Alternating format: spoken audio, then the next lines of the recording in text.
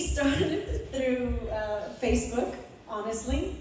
There are a plethora of Facebook groups on Facebook. So Facebook is a huge one. That's another way to network and network across and build relationships.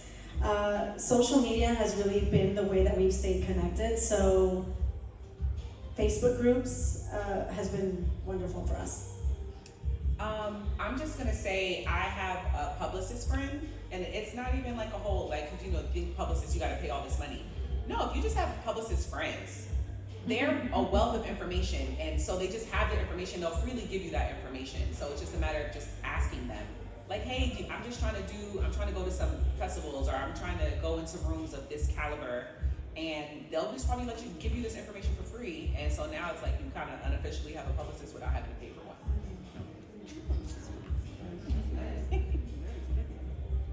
I got one for free because it's a friend. Because you know the friend. Right. I think right now for opportunities, I put a lot, and I find a lot just on social media in general, like Facebook, Instagram a lot for me, even on TikTok and LinkedIn, and there's so many options, and you just gotta search through. Well, I mean, it's like if you want to be an actor, it's very smart if you find out who the top casting directors are in the Southeast.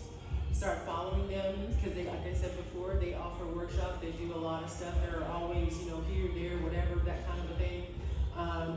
For me, I just go where I'm told. Like, hey, there's a showcase going, sure. There's a work, sure. You want to speak, sure. You know what I mean? Because you never know who you're going to meet or who you're going to talk to. Like I met Mandisa at what was it?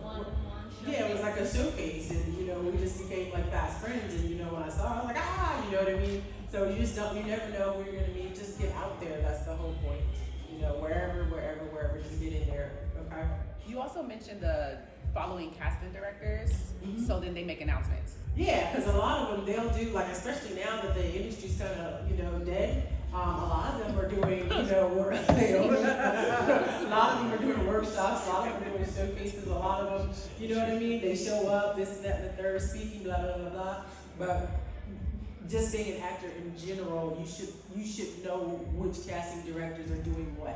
That's why I said that going to places that like I said, GVP, they'll tell you what's going on. You can look at Backstage, Deadline, all these places that will tell you exactly what's going on in the shows, and maybe you probably should start watching some of these shows so that you can get the tone of these shows, that kind of a thing. So you might have something to talk about. You see what I'm saying? So just get into who your audience is and read the room, kind of a thing. Yeah, I think if you really want to be in this industry, if you're trying to be an actor, part of your job is to figure out how to act when nobody's hired you to act, right? So you should be figuring out how every day you can wake up and practice your craft. Most of the time that means being in a class, right? So even if you don't feel like you can get any better, which you can, right? Join a class, just because that community is always going to know. Somebody in that community is going to be like, there's something going on. There's going to be like, I'm filming something, I'm shooting something, I need some help. This festival's going on, this conference is going on. Get into class. The community is really going to drive your career. So surrounding yourself with people. Because if you're waiting for somebody to hire you to do something that you're not doing every day, it's not going to work. Right.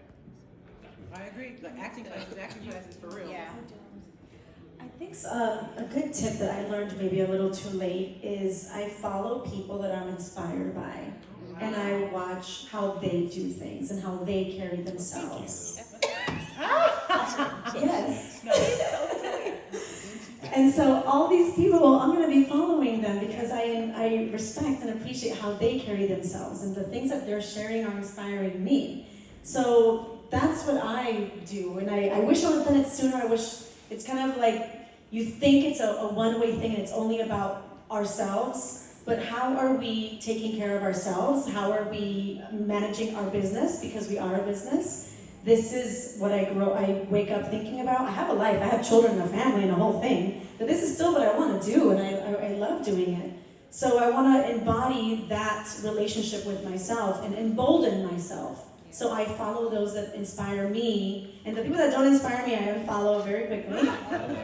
Because right, we're sponges and we're absorbing all these wonderful things, and there's so much coming at us and so many different things that we can do, and it becomes overwhelming. And I think especially in a season where we're kind of low, we want to embolden ourselves by being inspired by who we're following, what we're seeing, and what we're consuming.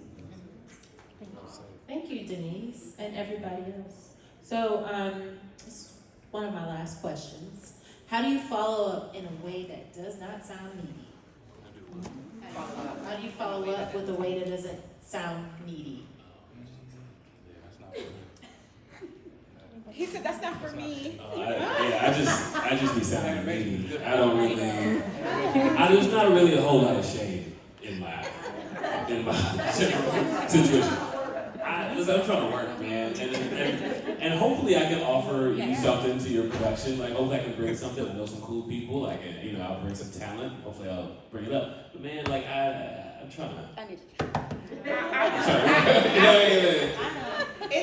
It's all, like we said, it's all in the approach, but sometimes be okay with the soft no, because just maybe your goals don't align at the time, but it could come back around. There have been people that I have tried to connect with, invited them out for coffee, did the whole thing, and they unfollowed me. And I said, damn, like, did I do anything wrong? And I don't think I did anything wrong. It didn't align, and maybe they're a little weird, but it's okay. It's okay, because everybody, now we know. And at least I tried. Yeah. Well, I mean, it's like, And then you said, oh, sorry. Can I share just something to what she just said? Yeah, I feel that. I just want to share. Yeah.